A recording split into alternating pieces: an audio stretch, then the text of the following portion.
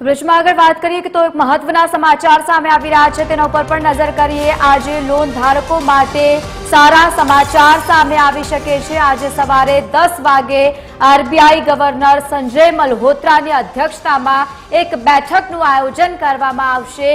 આ બેઠકમાં રેપો રેટને લઈને ઘટાડો કરવામાં આવે તેવી શક્યતા છે। આ પહેલા યોજાયેલી બે બેઠકોમાં 0.50% ઘટાડો કરવામાં આવ્યો હતો, તો તેની સાથે જ રેપો રેટને લઈને આજે મહત્વના સમાચાર સામે આવી શકે છે। જો કે પહેલા પણ આ બેઠક જે રીતે યોજાઈ હતી, બે બેઠકોમાં 0.50%નો ઘટાડો કરવામાં આવ્યો છે, તો જેને લઈને આજે પણ એક બેઠકનું આયોજન કરવામાં આવ્યું છે, જેને લઈને સારા સમાચાર સામે આવી શકે છે અને રેપો રેટને લઈને વધુ એકવાર સારા સમાચાર આવી શકે તેવા સમાચાર સામે આવ્યા।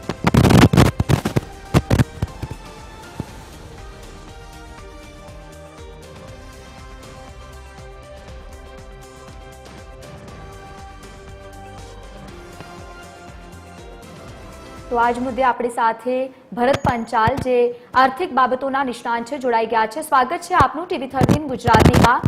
સૌથી પહેલા આજે રેપો રેટને લઈને મહત્વના સમાચાર આવી શકે છે, શું કહેશો? હા જી, રિઝર્વ બેંક ઓફ ઇન્ડિયાની એમપીસીની જે બેઠક હતી એ 4 જૂનથી શરૂ થઈ, એટલે કે 3 દિવસ સુધી બેઠક ચાલી અને આજે એ બેઠકનું આઉટકમ આવવાનું છે અને મોસ્ટ પ્રોબેબલી મોટાભાગે રેપો રેટમાં 25 બેઝિસ પોઈન્ટનો ઘટાડો થાય તેવી એક સંભાવના છે, કારણ કે આરબીઆઈના લક્ષ્યાંક મુજબ જોવા જઈએ તો ફુગાવાનો જે દર છે, મોંઘવારીનો દર, એ અનુમાન મુજબ જ રહ્યો છે, આરબીઆઈના અનુમાન મુજબ રહ્યો છે। એટલે કદાચ આરબીઆઈ આ વખતે ગ્રોથ ઉપર ફોકસ કરે અને ગ્રોથ ઉપર ફોકસ કરે તો એને વ્યાજદર ઘટાડવા પડે, એટલે જ્યારે વ્યાજદર ઘટે ત્યારે જ એનો ગ્રોથ વધુ થઈ શકે।